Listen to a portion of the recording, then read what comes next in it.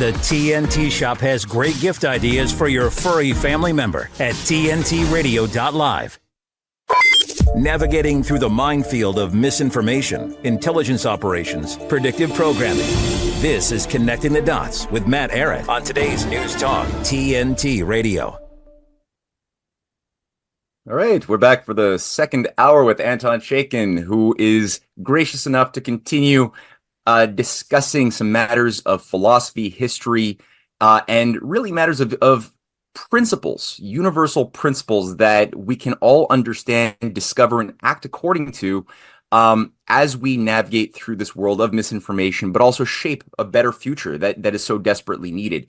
The oligarchy that has been latched on almost like a parasite onto a host for far too long has been thriving off of people who lack reasonable creative imagination, an ability to imagine reasonably pathways that are viable towards futures that are both necessary and possible, and act accordingly, even though it might mean taking risks, as Martin Luther King or Malcolm X or John F. Kennedy or any of the people who we admire so much, Lincoln that we've been discussing, any of these people who really rose to the challenge, rose to the occasion on the stage of history, and even at the cost of their lives, were animated by something much more noble than a lot of people realize. So it's really important that we can all explore and tap into that universal well that they were able to drink from and to tap and to work on as we cultivate and craft our identities. What choice of identity do we want to have that we leave for the future? So, Anton, I really appreciate the fact that this moral insight really animates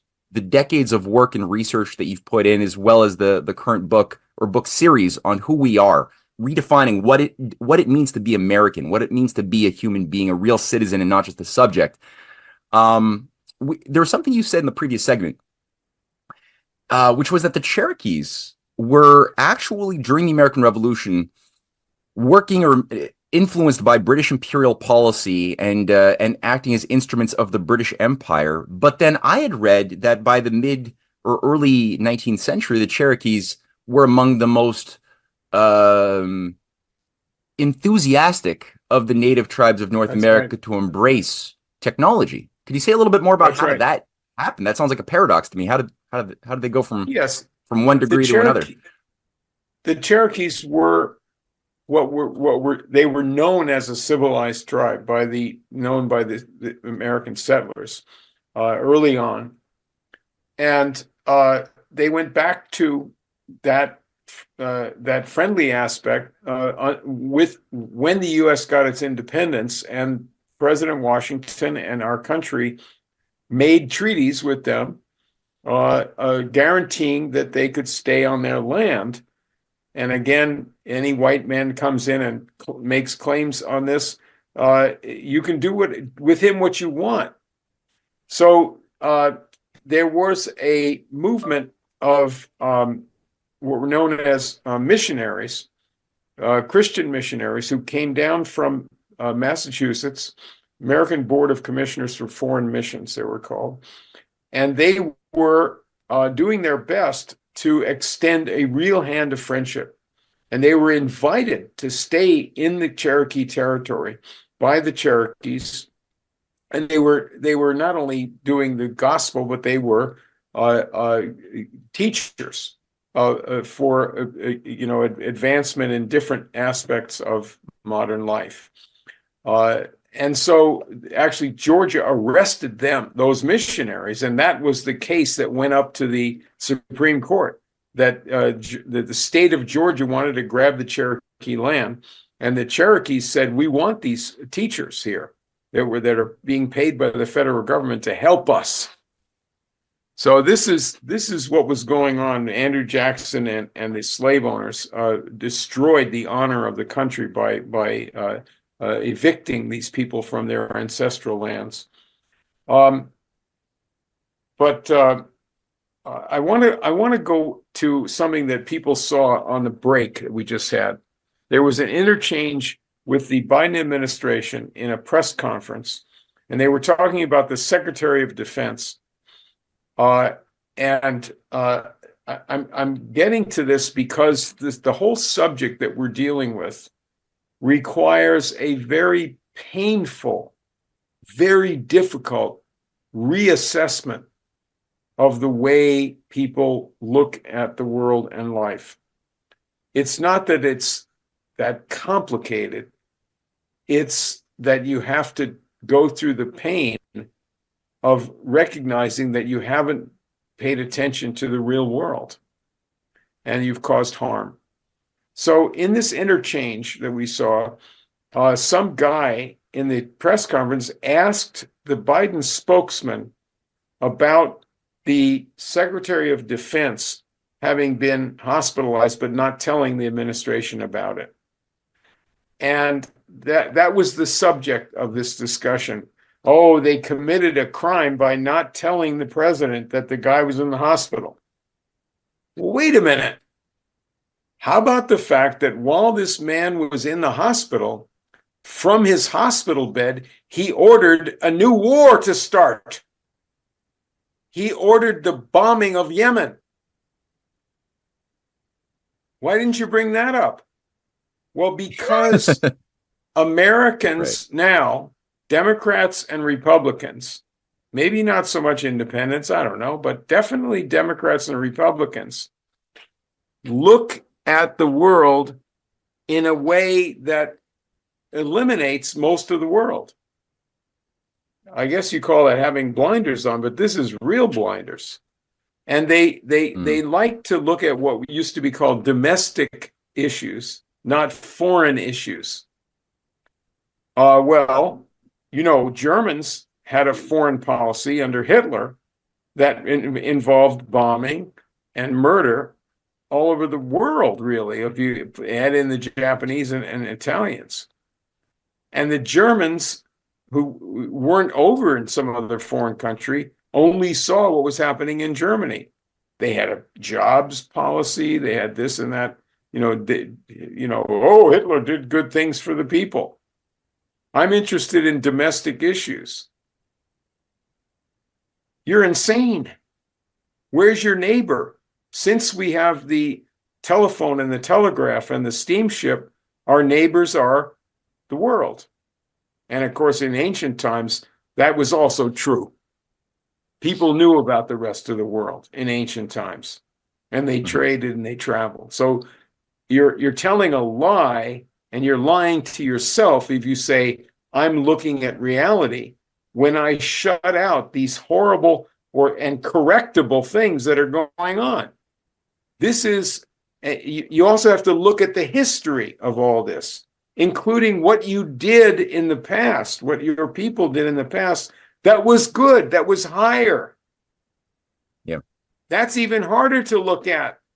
It makes you feel sick to see the great good that we did for the world and to say we're not doing that good now.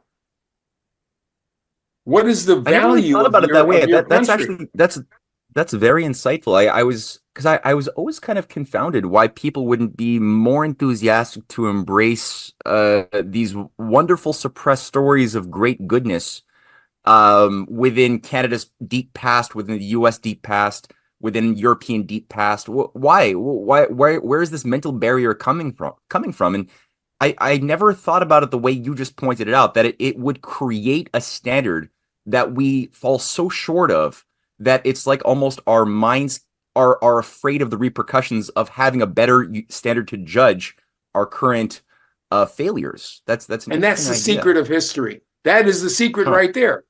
The people, the powers of the earth, the false usurpers of power, bankers, and in medieval feudalism and today transatlantic bankers, offshore people, they want to suppress the idea of the good in history. They want to suppress the philosophy, the science, and the statecraft, and the classics of music, even by introducing ugliness. They want to suppress anything that is higher in the past because it is this accomplishment that should be our identity. And therefore, this is the hard thing for people, is to embrace this heritage and say that's who we are. Well, people say, well, it's not realistic. There's so much evil. There's so much ugliness. There's so much big stuff going on that doesn't reflect anything good. No, you're wrong. You're totally wrong. I've used this analogy before, but think about the child that is conceived as a few cells in the mother's body. It's so tiny, it's insignificant, but the whole human race is created to nurture and take care of that tiny little thing to become the future of powerful and gorgeous things in the world. It's all about that little thing that's going to become powerful. So the good, the potentially good, and the historically good, all of the people in the past who did good, and who had some noble ideas and did something, that is who we are for sure. That's what we're created. That's our claim to fame. So right now, which presidential candidate is talking about this past? RFK Jr. talks about his family being shot down because they were doing good things, but I guess you could say he comes the closest to this. Trump talks about, some past policies. But this is something that right now is the center of the world's needful focus. What is going to happen with America? What is America going to do? Is America going to? We right now we're losing. We're losing everywhere. We're headed into the ditch. And I guess many people in power say, "Well, let's take the rest of the world with us. We'll have more war. We'll spread this war in the Middle East. We'll bomb some new places. Get more resistance. We'll bomb it out." That's losing. You're losing. So rather than simply go down into the ditch, we have to have more pride in ourselves. That's the paradox, the American paradox. Yeah, and they say that the people often get the leaders that they deserve, and in a sense, we have to. If we deserve better morally qualified leaders that have arisen, as we have seen examples of through your work and in research in the past, before many of us were even born, there were demonstrations of a high moral caliber of individual citizen that took responsibility, that rose on the state, on the municipal, and sometimes, when fortunate, on the federal level to do very, very great goods. But that means we have to put ourselves or set ourselves to a higher standard of moral and reasonable judgment as we judge ourselves to become better people, and thus, demand better things from those who we wish to represent us. Since we really need that, as you pointed out, and we have all of the ingredients right now, or the all of the signs of a civilization on the brink of collapse. Looking at history, all of the signs are there. We've checked off all the boxes. So there's a small window. The collapse hasn't physically struck yet. So there is a small window that is still there to move through, but it's getting smaller by the day. What I think on that note of ominous tension, I'm going to I think transition to a commercial break. We're going to come back and continue this exploration into history and Anton's book, Who We Are, America's Fight for Universal Progress from Franklin to Kennedy, that can be purchased online. Volume 1, Volume 2 is coming out very soon. TNTradio.live. We'll see you in a few short seconds after these breaks. Rick Munn on TNT Radio. There was a statement that I saw last week that I thought was quite interesting from one of these WEF spokespeople, the World Economic Forum spokesperson. And one thing that she said that I thought was quite interesting was she said, there is been a little bit of a tail off with people buying into the vaccine narrative, and she blamed that on people like us spreading so-called disinformation. She said that climate change was a little bit too much of an abstract concept for for people to really grab and get their heads around. So that's not really taking off the way they want to either. And then she said something very interesting. She said, you know what?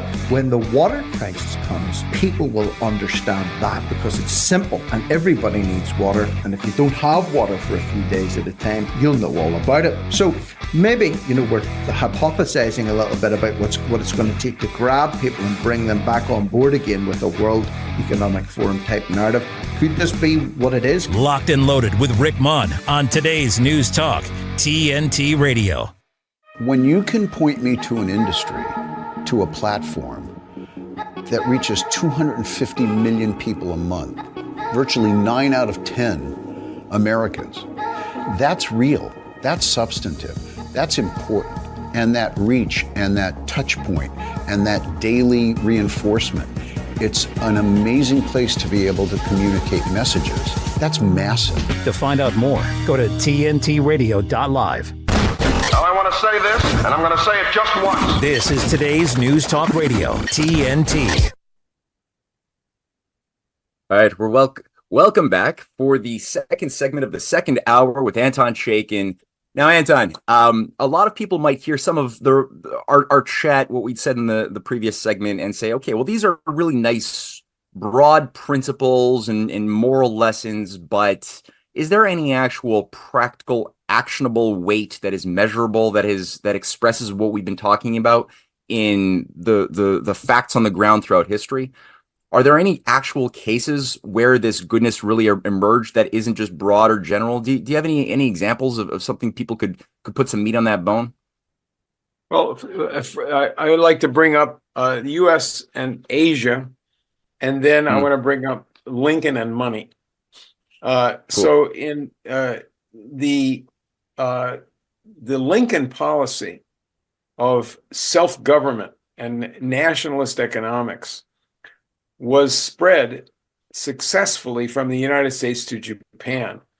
A dear friend of mine named Mark County, who's passed away, wrote a book. It's not fully developed yet, but about the U.S. Input into Japan after the Civil War. And we had a profound impact in helping Japan to rise as a great technological and scientific power in the world. We tried to do this with China, but we did have many ways that did influence China's ability to withstand imperialism. And we failed in some other ways. But the whole idea that was developed in the Lincoln era of industrial progress as a deliberate national policy was adopted by the Chinese, first under Sun Yat-sen and then successfully under communism. And they have now gone away from really what you would consider communism, even though they have what we talk about as an authoritarian government. But they are a successful civilization of many thousands of years. It's much more than the way some stupid opponent of China talks about them now. But we have had this terrific interchange between America and China. What was Lincoln's policy? My book, volume 2, it concerns the Lincoln era primarily. And in chapter 4 of that book, I have it's entitled Lincoln versus the Money Power. People get twisted into knots about money and the history of money. Lincoln's policy and that of his economic advisor, Henry Carey, was that we have national sovereignty and we have self-government. And that you should have self-government for Black people. That means that no white person should govern a Black person without his consent. That's about a matter of self-government. But we also have national self-government, the right of the people to have a government to take care of their interests, not the interests of great powers in the world, but the interests of the population. So part of this was in an emergency during the Civil War in 1861 and 2, we couldn't pay for a vast expenditures we needed to fight the breakup of the country by the slave owners. So the first expedient was greenbacks. That was a kind of paper currency that was printed in the hundreds of millions, and the law to authorize that was put through Congress by Lincoln's allies.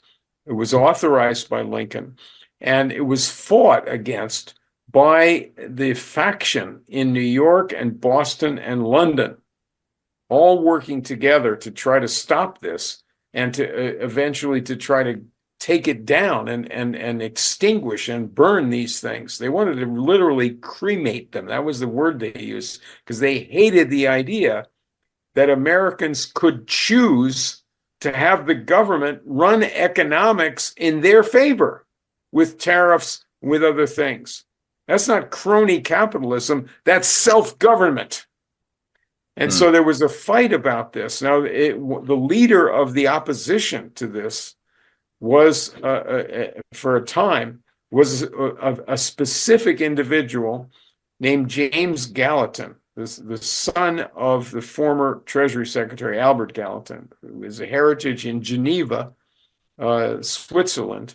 And these people did not believe in self-government. They believed that the elect of the world, they're originally Calvinists, and so this is their thinking, that the people that have been chosen by God to rule should rule, because they are not using the government to rule, they're using private power. Only use government when you really need to, like to break a strike or something like that, or have a little war. But normally you just have the power of money. And the Gallatin family sponsored the revival of Jeremy Bentham. That was their hero. Bentham was the British intelligence figure. I cover him heavily in my book, the first volume. He was a man who hated the United States.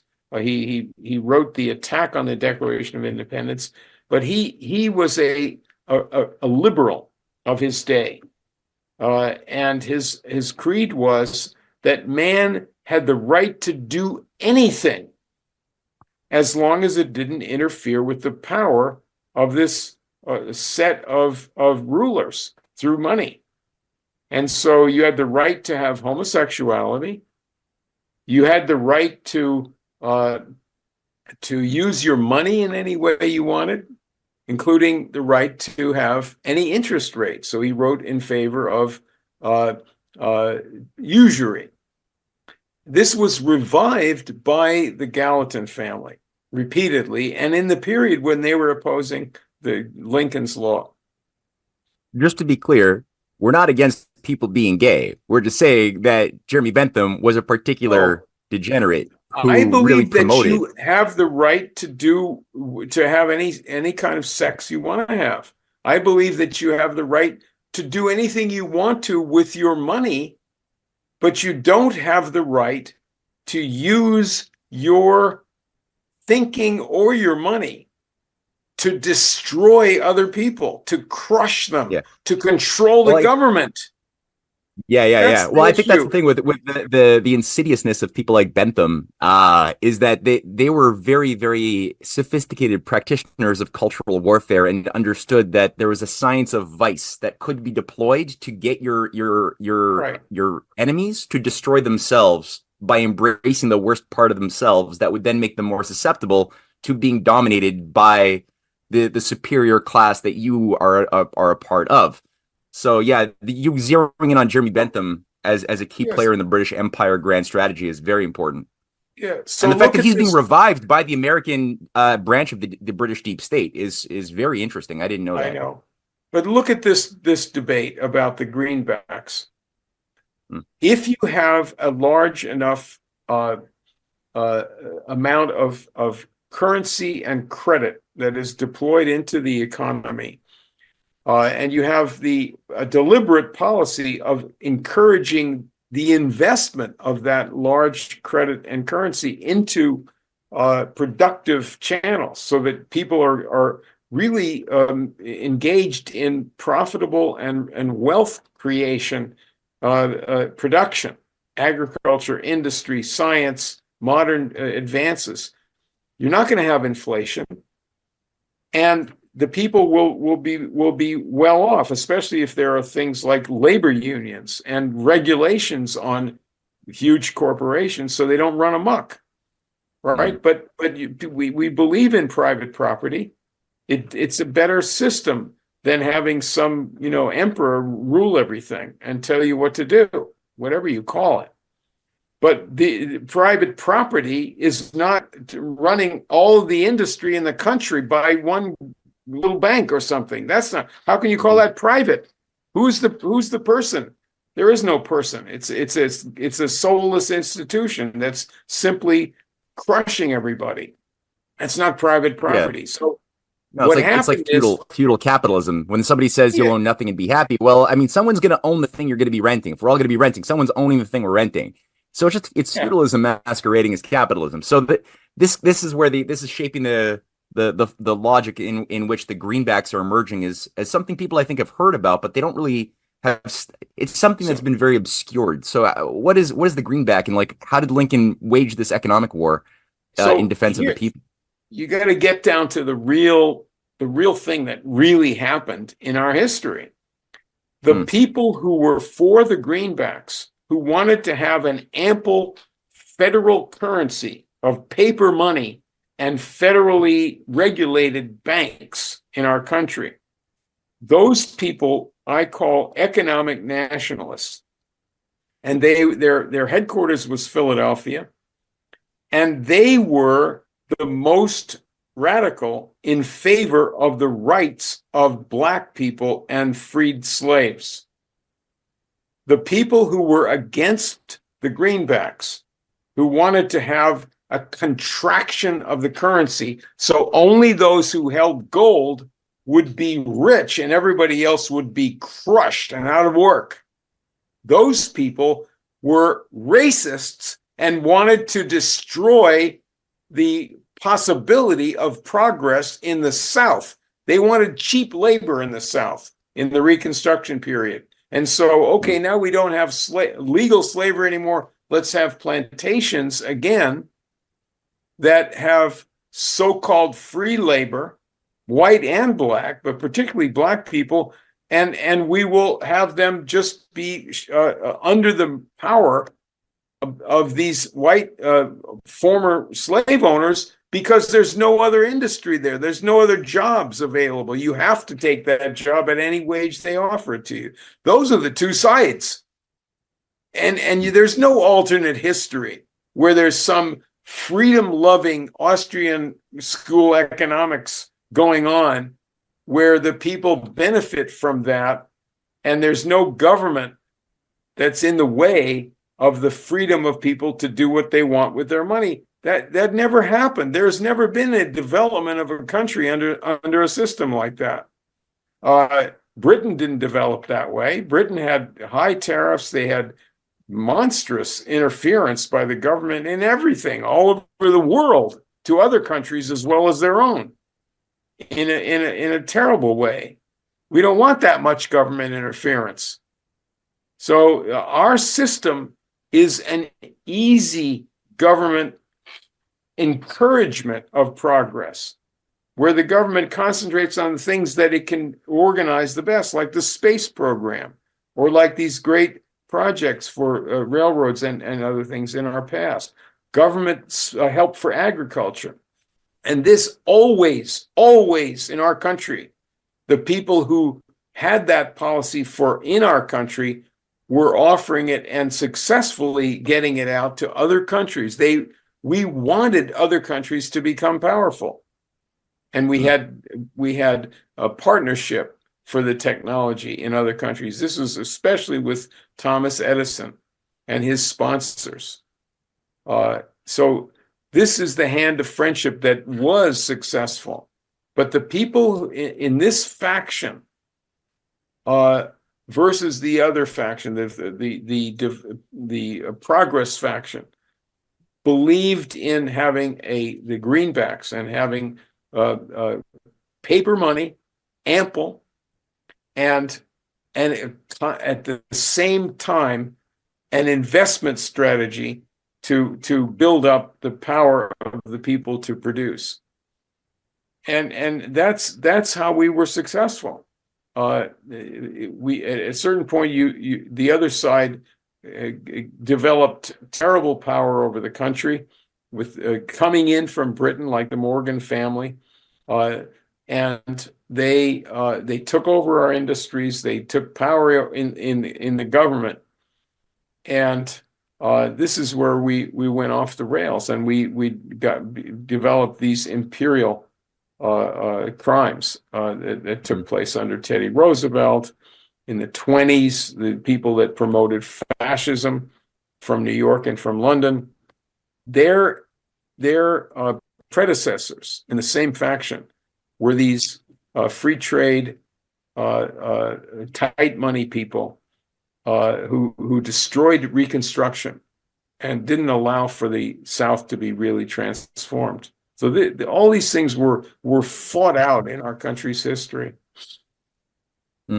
Yeah, I was always confused about that. Like, why, when you had this vision for Reconstruction that on the books looked really good, why didn't it happen? This idea of an industrial renaissance for we saw it manifesting with what the Greenbacks were doing to promote industry and rail, especially the transcontinental, but it didn't continue, even though you had people like Ulysses S. Grant, who was very much in support of this orientation, but it didn't pan out. So could you say a little bit more about why it was sabotaged, or why didn't it work out?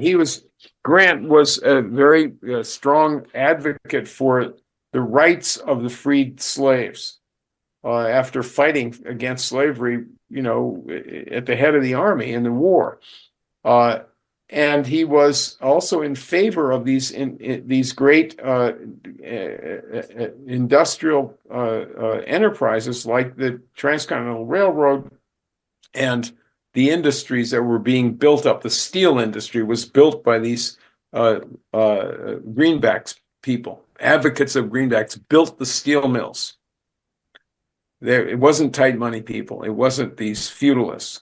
So, but Grant was beset by a revolt in the Republican Party, where these are so-called liberal Republicans. These are Boston and New York, particularly Boston reformers. And they ran candidates against Grant for the second term, but they were always putting him under pressure. Free trade and tight money, and forget about the black people in the South. Let the white people take power again in the South. Grant was not totally wise about financial affairs, and he was surrounded by people who befriended him, who were these banking oligarchs. Some of them in New York, some in Boston, some in Philadelphia, the Drexel family. So what ended up happening is that he was forced to abandon the troops being in the South, and really the issue. I go through this in a very detailed and deep way. I spent a lot of work on this. The real issue was, what are you going to do to change the South? Are you going to eliminate the plantation system? Are you going to have, now you have this whole spine of mountains that goes all the way down to Alabama from the north. It's not the coastal area, but it's the Appalachian. And in these mountains are coal and iron and other minerals. And there are people there, a hardy bunch of people that are more independent. They're farmers. And they don't agree with the power of these coastal large plantation owners. So what Lincoln and Carey and the best of these American patriots proposed, let's work with those people. Let's give them the power that they need. Let's encourage industries. Let's encourage investment. Let's have federal subsidies to build railroads, connect them to the north, develop these industries, get millions of people going, bring in new people in there, change the character of the South. You see this not only in the Tennessee Valley Authority of Franklin Roosevelt later on, where he changed the South in that way, but you also see it in Huntsville, Alabama, this center of the space program. People in those regions have always admired progress if you give them a chance to be smarter than the average dumb, person in that planter-dominated society. They're encouraging people to be stupid. That's the whole idea of slavery. You're encouraging everyone to be stupid, and then the planters adopt this English affected culture. And they read these novels by Scott and go to balls and stuff. But they're encouraging everyone to be stupid. There's no education. There's nothing. So the whole issue was not just voting. Right now, everybody is twisted everywhere about voting and about how evil Trump is. And they're not concentrating on what do people need. We have 100,000 people dying every year from drug overdoses, from opioids. Why? Let's look at that. Well, I just heard hearings on C-SPAN yesterday, and they're saying the reason that they're dying from these opioids, 100,000 a year, is because China is an evil country.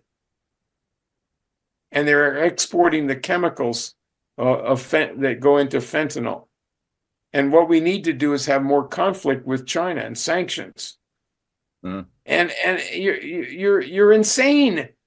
We need cooperation with this other country, this mighty other country, and let's solve these problems together. We have a problem. Well, it again reminds me of that Bible. A lot of great stuff in the Bible. Like don't judge the splinter in your brother's eye before you remove the log in your own. Right. And I mean, at the end of the day, why did we get rid of all of our industries such that China became, in the consumer globalization sort of insanity of it all, why did they become the producer of all of the pharmaceutical goods for the things that we used to make ourselves? Which, of course, after we became addicted to cheap labor from China, and China became the producer of all of those pharmaceutical products, you could take a bunch of elements of things, get it out of China, and then combine it into bad things. It doesn't mean that China's trying to destroy us in a reverse opium war. It just means, China needs so us. All that to say, let's continue this after a short break.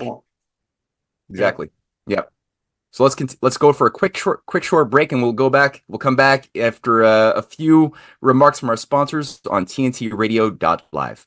JDRF's vision is to create a world without type 1 diabetes.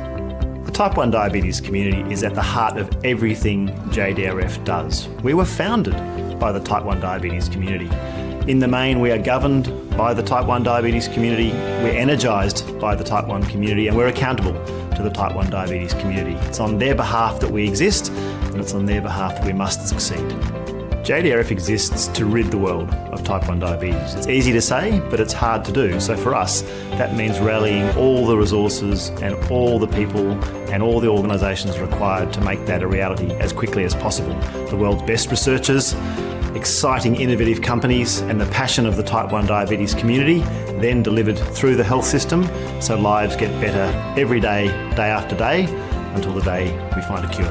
To everybody in the type 1 diabetes community, no matter your age or stage with the disease, whether you were diagnosed recently or a long time ago, we need you to know that we are here working on your behalf to deliver a world without type 1 diabetes as quickly as we can. Thank you to everybody who's supported JDRF in so many ways. You are making our vision of a world without type 1 diabetes possible. The thing that drives me every day as a dad is him. Every day he's hungry for something. And there's this huge responsibility in making sure that he's a good person. I think the advice I would give is you don't need to know all the answers. It's okay to make mistakes. As long as it's coming from love, then it kind of starts to work itself out. Perception versus the truth. This is Connecting the Dots with Matt Aaron on today's News Talk, TNT Radio. All right, we're back with the third segment of the second hour with Anton Chaitkin. What I loved about this whole 2-hour really master class in large measure is that you've broken down a bunch of major core assumptions that are very dominant in our world today, one of which being that either you can organize a society around the idea of decentralization with no federal power, the idea of the nation state utilizing federal power over that influences the economy is antithetical to individual liberty, and the inverse side that says, no, we need proper top-down management of economic systems and proper planning from the top, independent of what people want to do. And so you've got these debates and battles that are potentially going to plunge us once again into a new civil war in the West, which it's artificial. It's a chimera. There's a bunch of false assumptions, which you can have a coexistence of people, of farmers, as you pointed out, people who are small and medium industrialists, while at the same time having their liberties grow and have a strong nation at the same time. That's right. That these are not intrinsically oppositional ideas. I love that. I mean, just what you briefly went through regarding the American system expressing itself under Abraham Lincoln's lead, and then all the way to the Tennessee Valley Authority when Lincoln's policy was being revived. Would you actually say that was the revival under Franklin Roosevelt of Lincoln's policy, or would you say it was something different? It definitely was Lincoln's policy. Franklin Roosevelt's father was the president of, for about a year, of the Southern Railway Security Company that was a subsidiary of the Pennsylvania Railroad. He was working in the South to build railroads there to transform the South. And it was stopped by the crushing of that faction in the collapse of 1873 that was induced by these financiers, particularly Morgan. Wow. Anyway, so this is his tradition. But I wanted to tell a story that illustrates something about what I'm talking about. It's a personal story. I'm going to include this in my chapter 10 of my second volume of Who We Are. I hope to have that, out within a few months, the 12 chapters. But this is about this fellow, William J. Palmer, who built up Colorado. Now, when he was a young man, 23 years old, he was secretary to the president of the Pennsylvania Railroad, learning railroading and experimenting with going away from wood burning for trains. Very successful. He was largely responsible for that whole conversion that happened in our country. So anyway, while he was doing that job, and he was very non-political and peace-loving guy, Quaker. The Southern firebrands were starting to push for secession. In 1859, late in the year, he and a friend of his, a Quaker friend, decided to get in some lecturers from Boston who were abolitionists, just to stir the pot, because there were a lot of pro-South people in Pennsylvania. And so they brought in this guy named Curtis to give a lecture, and you had to pay. It was a little venture they had. You had to pay for a ticket. 1,200 people came in, and this guy was scheduled to do his speech right after John Brown was hanged for trying to have a slave revolt. People may know about that. So what happened is, this guy comes in, and a mob of people who hate the abolitionists forms outside this lecture hall. There's 1,200 people have bought tickets. The mayor and the police chief said, "Don't hold this meeting. You're going to have a riot." And Palmer and his friends said, "Even if we die, we're going to go ahead with this, because freedom of speech has to be upheld." And so there was the police called off some other meetings in the town so they could have everybody all their resources there. And they brought in 600 police, every one of them with a loaded revolver. And there was a massive crowd of hateful people outside. They charged the meeting twice, and the police charged at them. They threw bricks through the windows. They threw acid through the windows, and somebody was blinded in the audience. At a certain point, they started fires to try to burn down the building, and the Palmer and his friends got the police to arrest the disruptors in the meeting and take them downstairs into a warehouse that was down there. And they told the mob leaders that if you burn the building down, your friends are going to burn to death. We have them held as hostages down there. They're prisoners. And that somewhat muted this. So Palmer was on the platform with a friend of his who was named Judge William Kelly, later a congressman. And they had the courage to go ahead with this meeting. The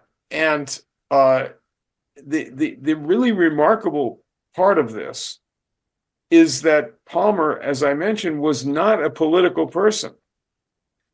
He didn't even believe in fighting for anything. He was a Quaker. He said that war is legalized murder unless you have justified war, and that's when did that happen? And then, after that, he went to become a leader of the Republican Party in Philadelphia, only for Lincoln's election, and there was a military mobilization for those young Republicans to sponsor Lincoln's election. They were called Wide Awakes. They dressed in uniforms and they carried torches. This is while he's a junior executive in the Pennsylvania Railroad. He's doing this, at night, or he took a day off. And then at a certain point, he decided, well, I have a decision to make when the war started. Am I going to join the army and kill people? Or am I going to go by my conscience and stay away from killing people? Because Jesus says, don't kill people. And so these experiences that he had, these unusual episodes, helped to shape his thinking so that he made this very difficult decision to join the army and to create his own troop. It became the 15th Cavalry Regiment from Pennsylvania. And it was famous in the war because he was in advance of many of the battles. He fought all over with this picked troop of people. He was a fantastic leader. Fought all the way through the war to the end and beyond until they were demobilized. He won the Medal of Honor for taking his troops and capturing 100 Confederates and their cannon with his 200 men without losing a single man. He was very careful with the lives of his own people and with the lives of the civilians. So this is a man who is struggling with his conscience. He never resolved this problem because it is against divine law to kill other people. Even in a war, it's murder. War is murder. It's illegal by divine law. So prevent the war. Prevent it. Take measures of that will be in the interest of the people that you're going to fight ahead of time. You know, the United States in recent decades has gone around, it started with George Bush Sr.